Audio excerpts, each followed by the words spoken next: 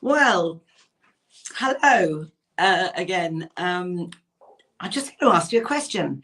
Have you ever thought about this? Military veterans, how these people that are in our forces actually lay down their lives for us. And then there's a time when they come out. And do you ever think, how are they treated afterwards? There's a lot of them on the streets, which is completely wrong. And so I thought it'd be an interesting exercise to meet a gentleman who I actually met not so long ago. And I am going to introduce you to Hugh Andre, who has started up a charity called We Served. So we're going to go to Hugh, and I'm Marilyn Hawes with Heart and Soul.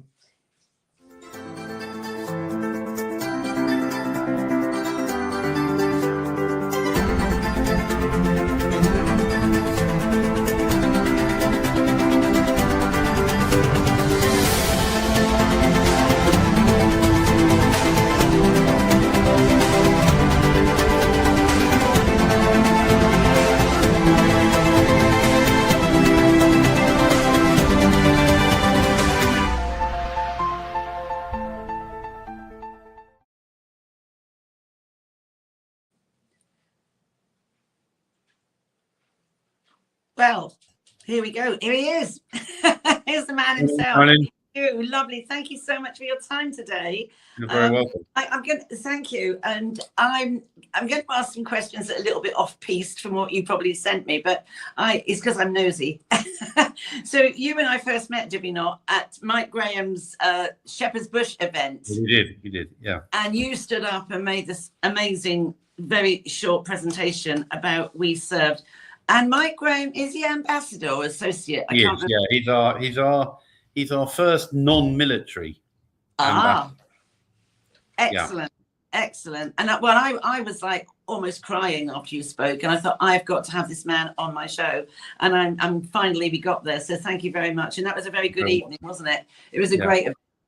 So can you? So I want to be nosy. Were you? Which one of the? Were you in the Army, Air Force? What part? Yeah, were you? I was.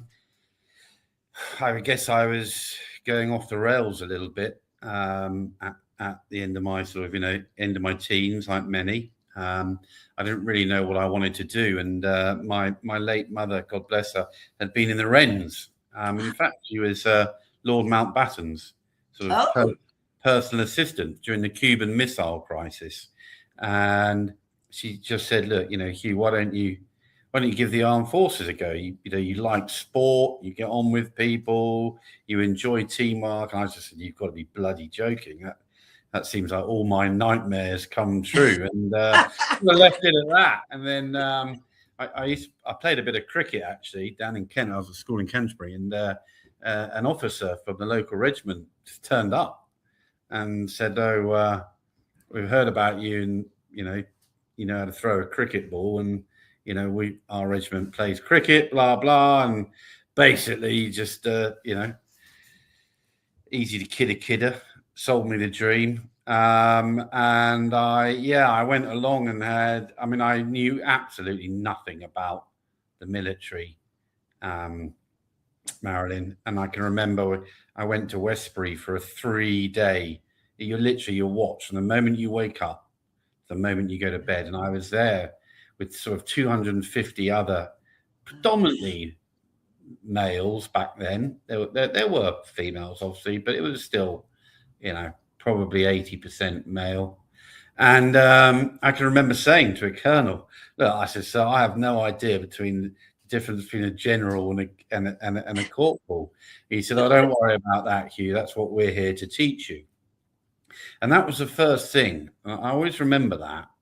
And in fact, I was one of about 10 out of the 250, and I didn't just get offered I got offered a place as an officer, which totally gobsmacked my mother and father.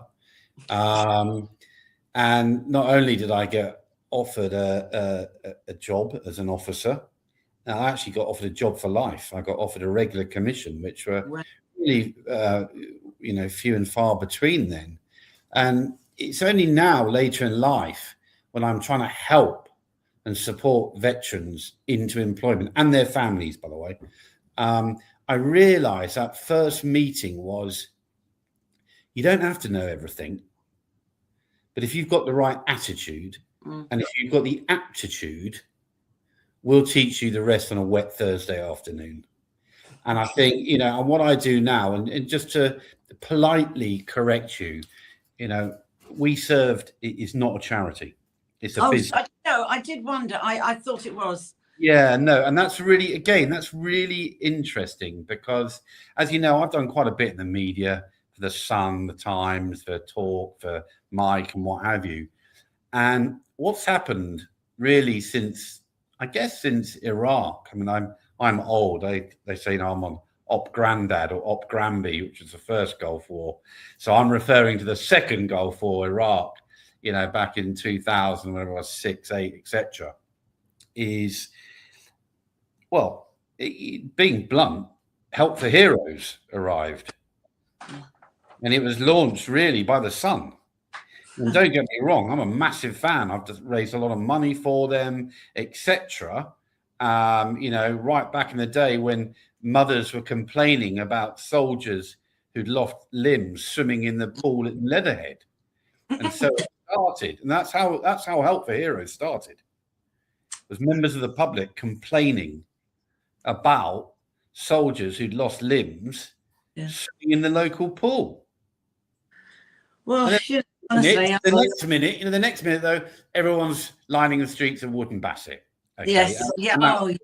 And there was a shift. Okay, there was a shift. But what's happened now is this country has created a narrative. Veterans are victims. Oh, we're all homeless. We're all mad, bad, sad, and broken, etc. Let me be really clear about something. No one who is normal mentally signs a contract of unlimited liability and then runs towards machine guns. Normal, sensible people run away. I'm not in that group. Yeah, no, I mean, you run to danger. You don't avoid it. I mean, that's what the courage, the bravery. I mean, I couldn't do it. And I think I've often thought, what would I do if I had the choice? What would I be? Army, Navy, Air Force? Yeah, definitely. I can't answer that for you, but I've heard so much about people knocking Gen Z, younger generation, whatever. I've taken 18-year-olds on live operations into war zones on a number of occasions. Not one took a backward step. But I will say this, and there's a running theme, and we'll get to why We Served. Why did I launch We Served? Yes. And I think, as I mentioned to you, I have CPTSD. Yes, Yeah. I mean, you can't. The thing is, that you can't. No human being can unsee what they've seen, can they? I mean, it must haunt you at night. I mean, you can't. If you've seen someone, no, absolutely not. You see, because I have CPTSD, so I was abused as a child, at home, not school, and that rips the soul. And I'm 57 now, and I only started in therapy 4 months ago, so I've carried this. I've literally been drowning in shame, embarrassment, guilt for most of my life. Now, I don't know if you know, because I don't think I made it clear. I don't know whether I told you or not. I mean, I run a charity for that, Freedom from Abuse, because my 3 boys were sexually abused by the head teacher. That's nice. Yeah. In a Church of England school. And that's why Freedom from Abuse, I've been doing it for 23 years. I have seen I got PTSD when I knew what happened to my kids. I mean, it's dreadful. I've seen it. I've seen what it does. And of course, also, I don't know if you've read a book called, I'll have to, honestly, my brain. It was written by Bessel van der Kolk, and it's about trauma. And if you don't get that trauma out of your system, it can absolutely physiologically, you can end up with kidney problems, blood pressure, heart disease, you name it, dementia. It's so impacting. Actually, for the life of me, I can't remember the book. It will come to me about 3 o'clock in the morning. But it's written by Bessel van der Kolk, and it's a brilliant book on how to cope with managing your trauma. And I'll think of the word. If not, I'll get back to you with it. But so you were in the front line then, obviously. Yeah. And so this is why, I joined the military. It was a very easy thing for me to do because, of course, I've been sent away to boarding school age 7. Oh gosh. Right. Yeah. So, you know, my parents went off to the Middle East and took my sister Mhm. and left me in this boarding school where, you know, the rest is history, as they say. Mhm. But, you know, as I mentioned, I went on and became an officer, what's known as a Rupert. I might come from a different background to a lot of my soldiers, most of them, but we had quite similar backgrounds in that in trauma we'd been through. And a lot of our, you know, amazing men and women in the British Armed Forces come from areas of high unemployment, low income. Many come from the care system. You know, Yes. you've got to look at great soldiers like Andy McNabb, Phil Campion, etc. And so you learn at a very, very young age, probably in hindsight now wrongly, to become resilient. You never learn how to discuss and talk about your emotions. Mhm. Yeah. So I've struggled with relationships, not Yeah. through spite, not through malice. I've never hurt. You know, I've got 2 daughters who I love more than life itself.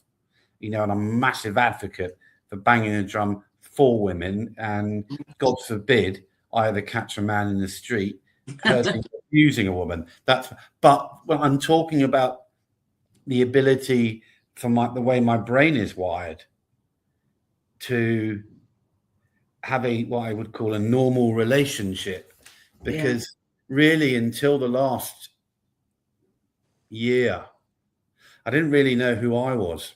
Mm. And that's a very difficult question. And people talk to me a lot about leadership and things like that.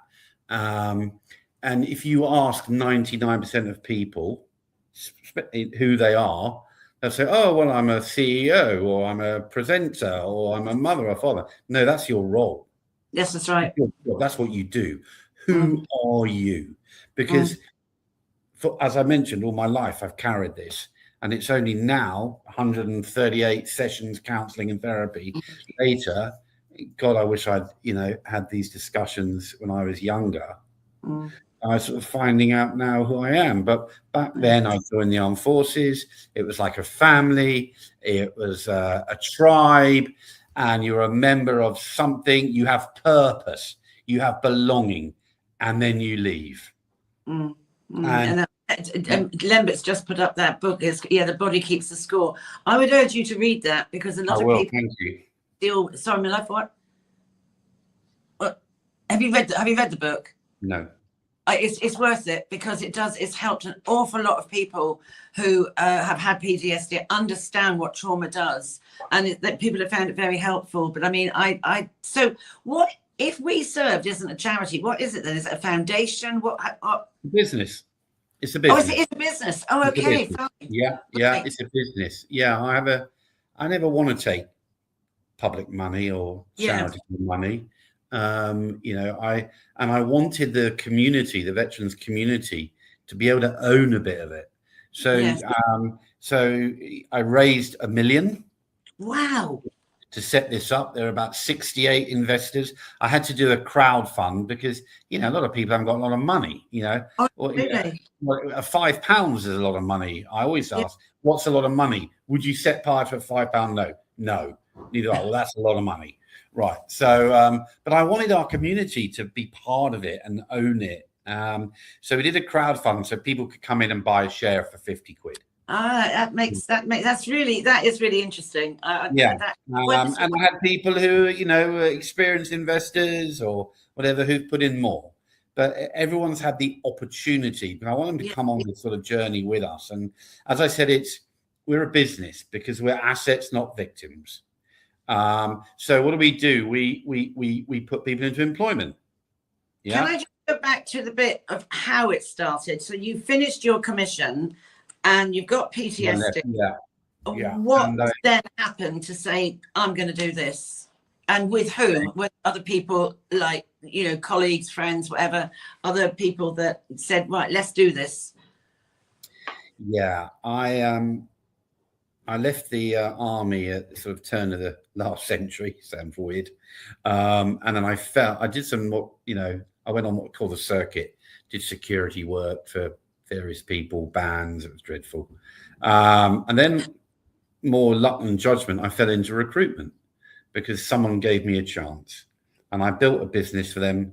Someone else came along and said, "Oh, we hear you're quite good at recruitment. Why don't you come and join us?" Guy by the name of, I mentioned him, Brian Hamill, great mentor to me, still a friend today. And again, he gave me a chance.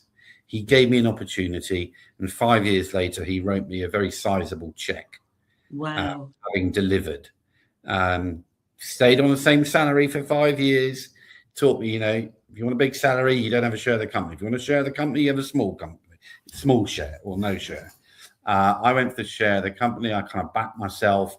And then when I left, I set up a small military recruitment company with Andy McNabb and the late great General Sir Mike Jackson.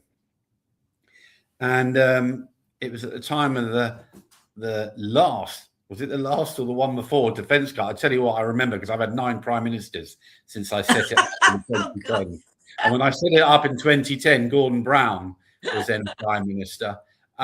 Anyhow, that's another story we'll stay away from. 9 prime ministers come and gone, all, every party. Oh, we're going to stop homelessness. Oh, we're going to pay for all their, we're going to, Cameron, Clegg, little bit of Stardust. That's it. We're going to pay for all their deposits of their houses. Right. And Christmas comes, Christmas goes, same old, same old. And actually, I just thought, bollocks, I've got to do something about this.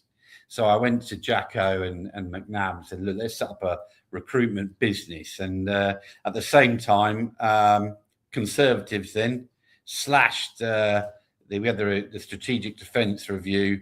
And I, for once, was in the right place at the right time. They all made me redundant. And I started putting them into jobs.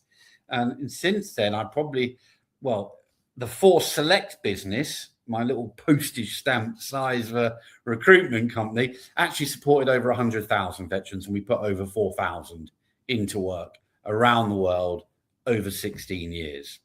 Good grief. I mean, that's awesome. That is absolutely. So, I mean, can you give me, because I'm interested to see how this works. Have you got a case study you can pull out? I'll give you a great case study. I'll give you a great case study. And I'm about to go on a pitch this afternoon. Oh. And I'm going to give 4 case studies. Here's one. McDonald's. What does McDonald's do? Sells burgers, right? And coffees. Yeah, actually, if you know about it, it's a real estate business. My son is very, very high up in McDonald's. So I know how it works because they own all the land that they build on, don't they? You see, they're the second largest landowner in the world after the Catholic Church. So at the time, I'll keep a straight face. The then CEO was a lovely lady called Jill McDonald. McDonald, CEO of McDonald's, and as she always used to say, my husband's not called Ronald. But she said, Hugh, she said, oh, your guy, you have loads and loads of stores, don't you? And oh God, yeah, stores is for storing and not issuing. And she said, yeah, well, we do stores. Our stores just happen to sell burgers and coffee. So we started talking about this.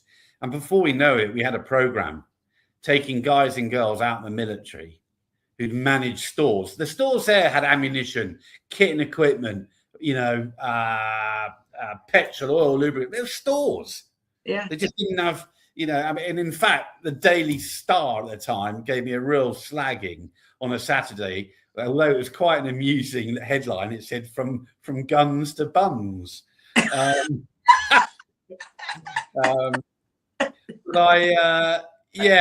McDonald's were awesome. And think of it, they're such a brilliant people organization. They are. The way they train, they invest in their people, absolutely amazing. That it was a natural fit for military men and women coming out. Yeah. That store there just happens to have burgers and fries and buns and coffee in. In fact, in the military, we had stores with rations in. Yeah. Okay. And, McDonald's have their way of doing things because it works. So the military has its way of doing things, natural fit. That was a really good story. And the other one, another early big win for us was UPS deliveries. It's a the logistics business. It moves shit from A to B. What does the military do? It moves shit from A to B. You know, and can, at the click of her fingers, build a camp the side of Reading called Camp Bastion.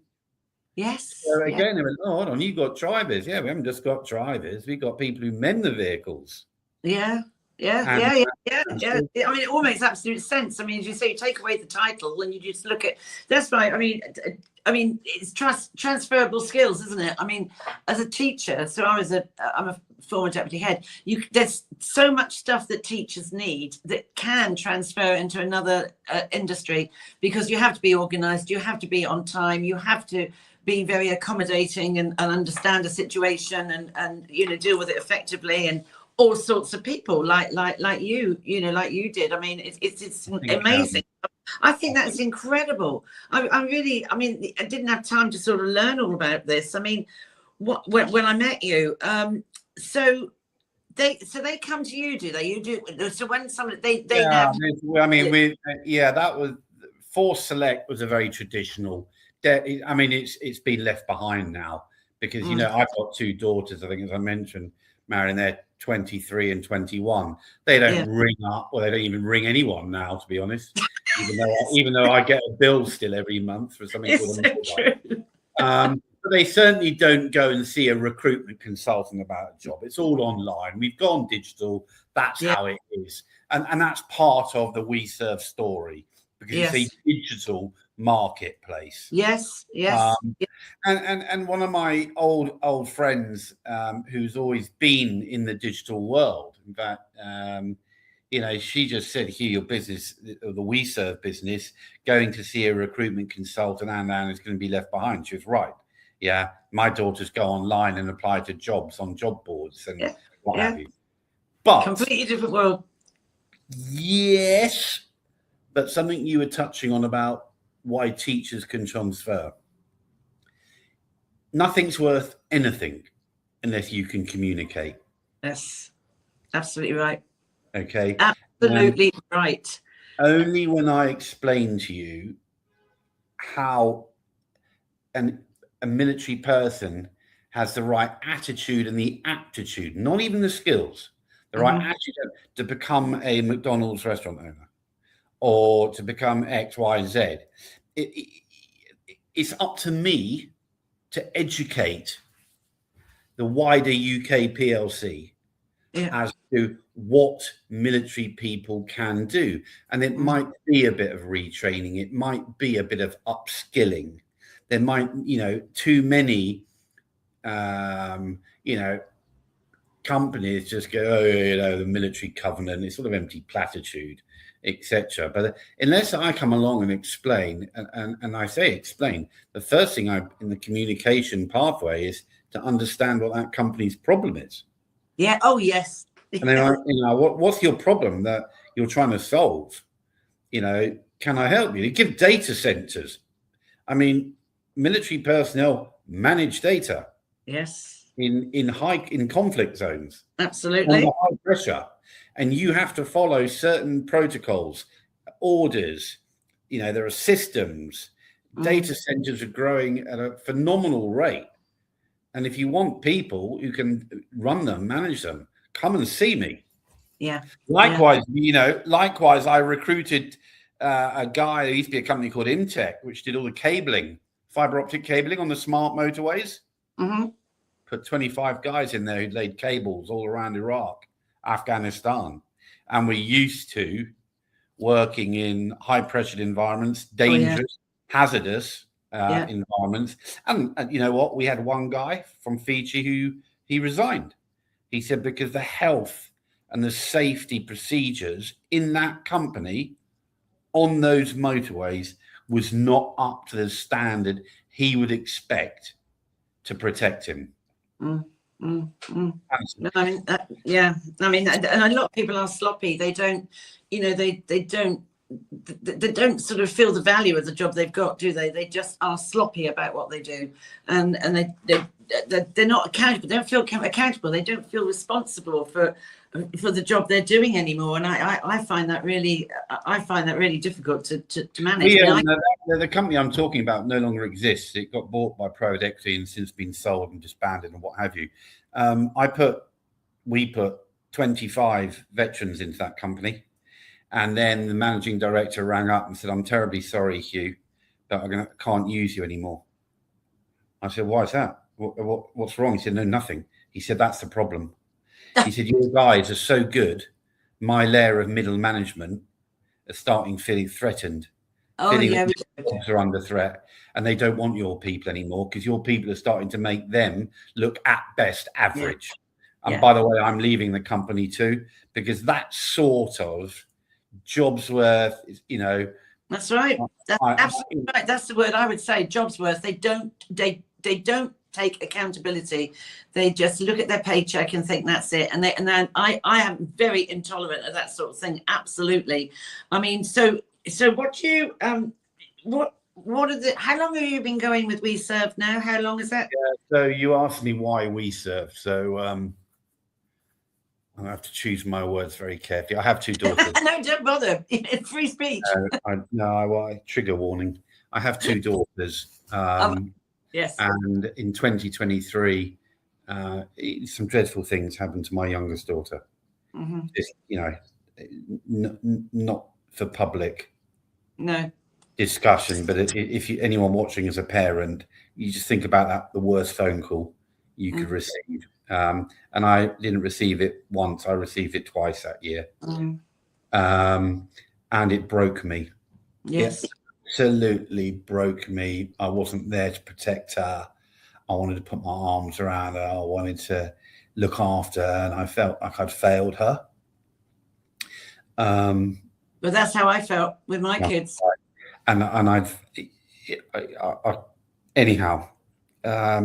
had a wonderful. I was in a 13-year relationship with an amazing woman who I was very much in love with and what have you. And I can remember being on the streets of South London one Saturday in the pouring rain, and I literally just broke down in tears on my knees. I was broken. And honestly, I wanted to kill the men who'd done these things, and it was at that point that my then partner just said, "Hugh, you got to get help. You really have got to get help. We're no longer together, but I'll forever be grateful to her and in debt for that, because that's what got me on to Op Courage. And it got me into the veterans mental health wing, and it took time to get in, and it was at that point, after 6 weeks of assessment, that I finally started talking about my childhood and what had happened to me at home and at school, and they went, "Oh, that, Hugh, is called CPTSD." That's and right. The trigger, what has triggered it after all these years, is what happened to your daughter. Exactly. I mean, it's complex PTSD is very difficult, isn't it? Because you've had a raft of different abuses, and that's when it happens and it happens and it happens. I spent my whole life not talking. It's stiff upper lip, blah, blah, blah, alpha male, play rugby, shoot guns, drink beer, get pissed, fight shack. And of course, it's just you're hiding everything, because deep down, I was just embarrassed, shame, the whole lot. Anyhow, I'm also a very positive person, and the thing about the military and the thing about get back on your horse, and I said that to my daughter, who's doing brilliantly now. But after about 6 months, I just remember thinking to myself, I'm a really lucky guy. I've got a framework, I've got people around me and what have you. I'm lucky. There aren't people out there who are so lucky. What's Tommy Atkins in Grimsby, or Taft Jones in Barry, or Weejop Pupong McBlock up in Inverness, or whatever? When they're in that position, because they will be, he or she, who they got to turn to? Where are they going to go? And that's when I thought, you remember Larry Page, who founded Google, said he wanted to set up a platform where every single person in the world could go to find out whatever they needed to know. And, and basically, I'm stealing his thunder, but I wanted to set up a platform where every veteran, member of the military and families can go to find or get whatever they need. Mm-hmm. That's why our platform offers jobs and employment, training and development, healthcare and wellbeing services, housing and accommodation advice. We've got gaming coming on board, banking, legal support. We've got sport and leisure, community, news, media. It's all there. And companies come to us and say, we've got this beer, or we've got these holidays, or we've got this these clothing offers, or what about these holiday parks, or really the sort of things. I don't know what I say is, yeah, of course, thank you, but please give a discount that they cannot get anywhere else, because otherwise empty platitude. If I'm seeing those companies giving my daughter, who's been to university, a discount because she's a student, I'm like, so what? She hasn't actually done anything really. Yeah, these men and women have put their lives on the line. Absolutely right. I mean, children had to wave goodbye to mummy or daddy, not knowing that they're going to see them again. So do you know what? Give them 20% off the pizza, not 10. With bells on. It showed with bells on as well. It's. I mean, I just think I can't imagine saying goodbye to my 16, 17-year-old son, because they take them in at 16, don't they? It's 16. Yeah. I can't imagine. My daughter's over from Bermuda at the moment, and her son knows is it Lord Richard Dannett's son, and he's got 3 boys. Richard Dannett's got three grandsons, right? And they are all absolutely apparently really, really lovely boys. All want to got the guns and everything everywhere, bullets. They all want to go in the military, follow in the footsteps. And they are really lovely people. So, I mean, what do you think? I'm going to get quite controversial now. What do you think of the government then, and how they and veterans? Yeah, I get asked that a lot, and I'm a political whore. I work for whoever's in charge, and because in the military, we're a really broad church. Yes. We got Al Khan's, who's Labour, and others. Louis Sanders Jones, he got the Lincoln Jobs Journey, Conservative. It's a broad church. My reply is always the same. My party is the veterans community, and I want to be their voice. I want to be able to lobby for them. Yeah. Because I'm lucky that I have access to you, to Mike Graham, to the Sun, to the Times, and I take it as my responsibility because, Marilyn, I've said it so many times. I didn't learn soldiering at Sandhurst. I didn't learn how to be an officer at Sandhurst. My soldiers taught me that. Yeah. My guys who come from rough, hard estate, but they're their most honest, straight. Or you might not like them. They're good at fighting and they drink beer, but they can spot a waffling Rupert a mile away. Yeah. I used to say this when I was teaching. I used to enjoy what other teachers. I mean, I liked teaching boys. I thought, where you are with them. I found girls could be very, very bitchy at times, and but the boys. And there was this one boy I can absolutely remember. Everybody gave him no time at all, but he had the kindest heart and was utterly reliable. Yeah, he was a bit of a problem, but there's a way of handling people. You don't need to sort of humiliate them. You don't need to sort of like strip them naked and run off with their clothes. He was a lovely boy, and he's gone on to do great things. He's actually said to me, "You're the only one that believed in me. You're the only one that gave me an opportunity." And it is about giving people an opportunity, isn't it? It's about not taking hope. Because I always said to my kids, you got to give them the opportunity. But you've got to hope. If you take people's hope away, and I've always said that to my kids, never take someone's hope away. It could be the only thing they've got left that they're hanging on to. And you have given them this. So what sort of things did the families of the veterans look for? What sort of help do they want from you? Jobs. Or even the families. Yeah, of Right. course. Yeah, my daughters work. I mean, the spouses, husbands, wives work, Right. and it's difficult for them. Yeah. There's a wonderful company that a friend of mine, Helen, runs called Recruit for Spouses. If you're moving every 2 years, think about that. I can tell you, Helen's got a business called, as I said, Recruit for Spouses. She has currently got 162 solicitors sat on her books at home who are female. Goodness. They've gone to university, they've gone to Guildford Law School or whatever, qualified. Because you keep moving every 2 years, it's really difficult. And then people start looking at your CV, oh, we only been for 2 years. Then your wife, your husband get posted off again. Same for the children. Yes. Imagine if you're moving school every 2 years. And I said to the last government, you put VAT on private schools, are you going to apply that to all the military families who have to put their kids into school so they get continuity of education? Yeah, that's absolutely right, because otherwise the children end up with attachment issues, because you can't keep them from their yeah, you've got to give It's a domino effect. It's a domino effect. I mean, my son's brother-in-law is quite high up in the RAF, and he's over in Winnipeg at the moment, and his children are in sort of in private schools, independent schools over here in England, because you cannot keep you cannot keep, well, you can try it, but your children are going to be deeply affected by that move. What's the point in making friends if in 2 years' time you're going to be ripped away from them again? You can't. It's awful. It's awful. So what are you looking at now? So you're doing absolutely brilliantly, fantastically well, and well done you.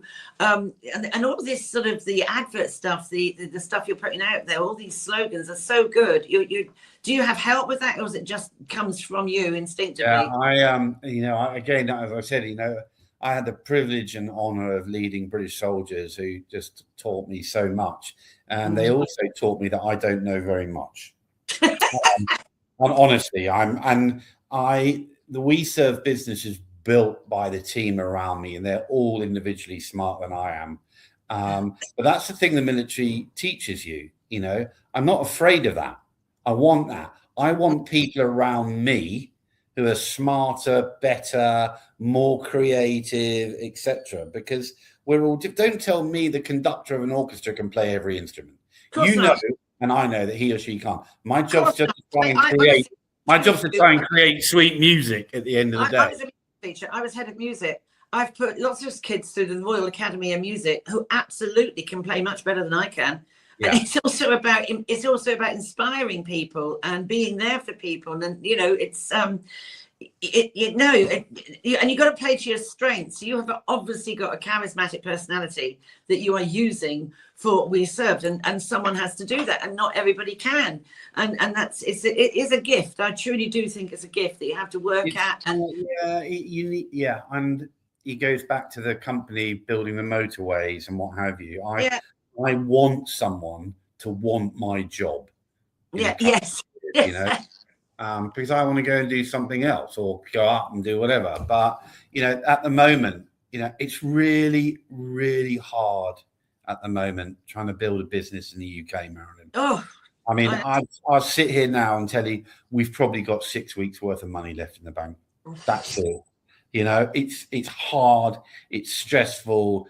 I've been trying to raise, and we're moving slowly. Each month we make a little bit more and a little bit more, but it costs a lot of money to build the business. It costs money to do the marketing, keep the lights on, and then the government go and increase NI and you think about it. I think in America they got something like 30,000 different banks. They have banks for small companies, banks for agricultural companies. They have banks for engineering companies, and we got like 5. Yes, yeah, and they're all pretty useless.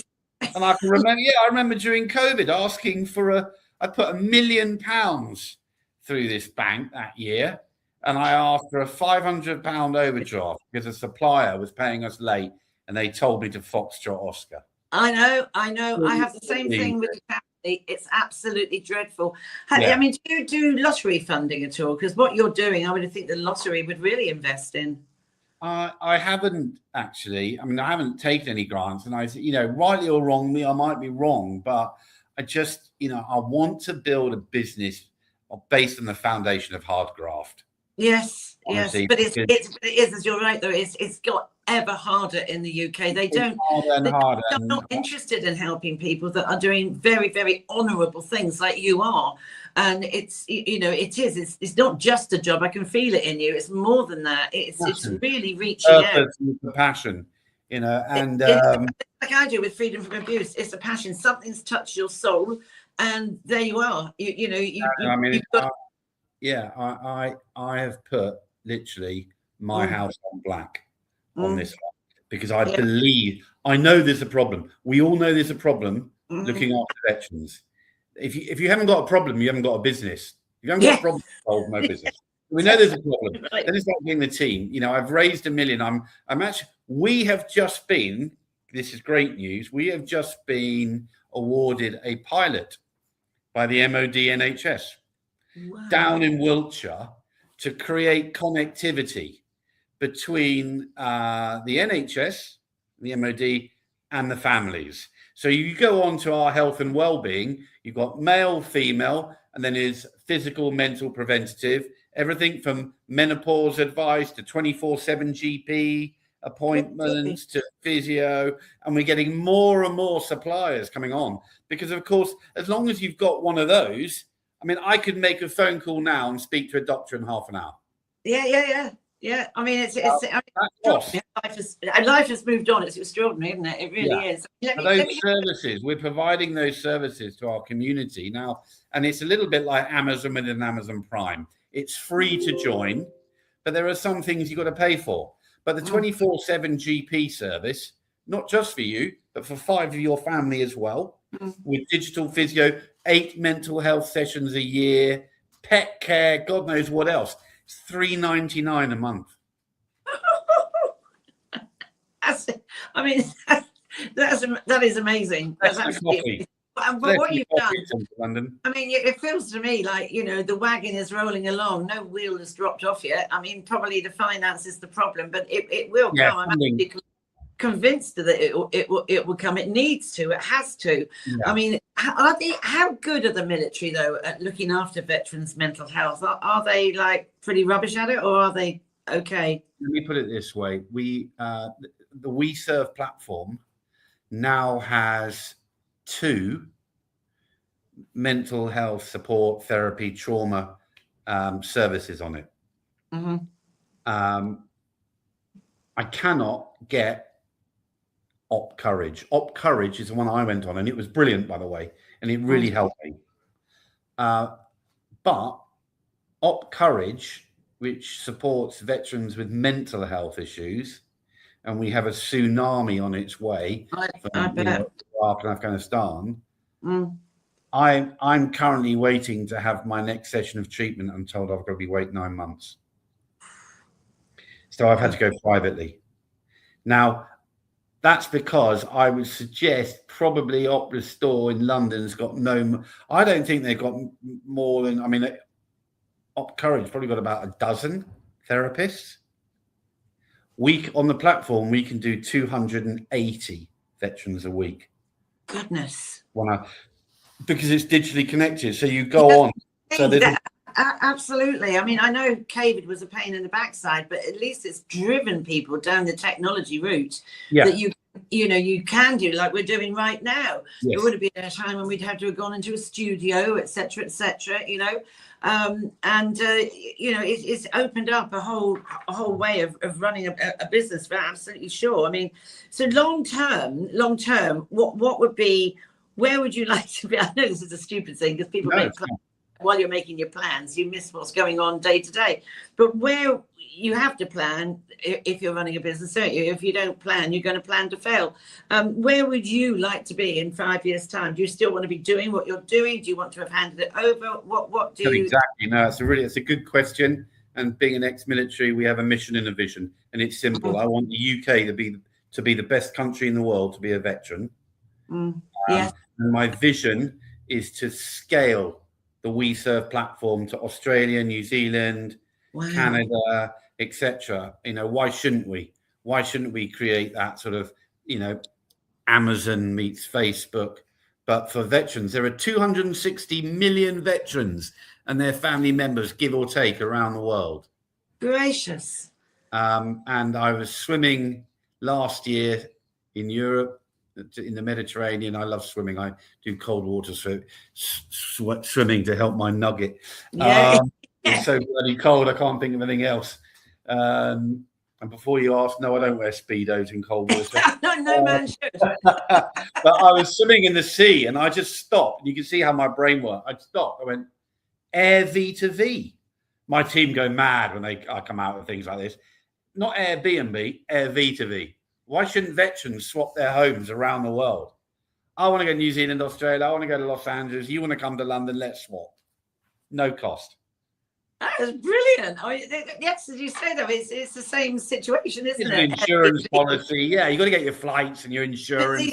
But these what I call like light bulb moments, I get them. Yeah. I get mine about 3 a.m, and everybody. I am fondly known as Mad Maz. I do come up with. All of a sudden, I get like, oh wow. And I won't, if I feel it, I'm not going to let anyone, I will try it. I'm not going to let anybody push me back. You know, I'm not confrontational.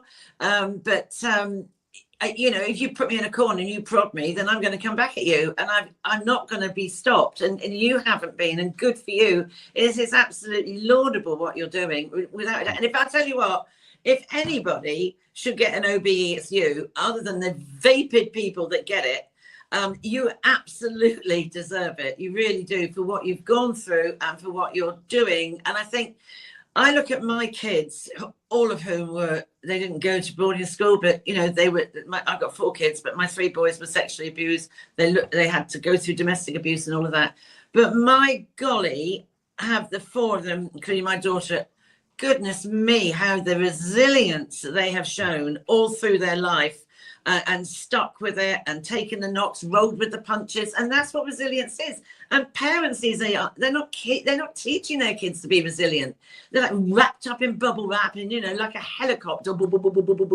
My child can't fail, it can't fall. You have to be able to brush yourself up, get up, start all over again, and believe in yourself, as you say. I mean, I didn't have that awful start you have got, but the abuse, whatever it is, as a child, whatever it is, it does impact.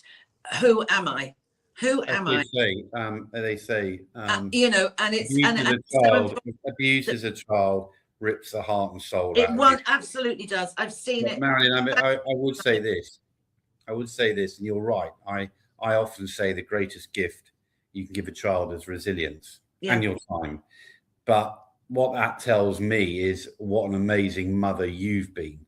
If you've given your children that resilience to get through that, I can tell you from personal experience, you have done a great job. Oh, thank you very much. As have you. And I think on that self-congratulatory mutual admiration, we should now end. I could talk to you for ages. I am so overwhelmed. In fact, when I see the veterans, I always watch the Remembrance Day service and the parade through London. I always cry. And when I see the little grandchildren, because granddad's now passed away or whatever, it's so emotive. I think we need to keep on remembering what these you amazing people do for us, and on behalf of a whole nation. And I wish you'd get down there and sort out the boats and blast them out the water before they even land in Dover, because I think you could really do a trip there. But I just want to say, so many people, I'm fortunate I've been given this platform and voice to thank you for all you do and all the military do. And there'll be lots of people. This is going to go out and I want loads of people to watch it. I thank you with my heart and soul for all of you and what you do for people who have been damaged for the sake of freedom. And God bless you. Really thank you. I will. It's a pleasure to have met you at that party we went to.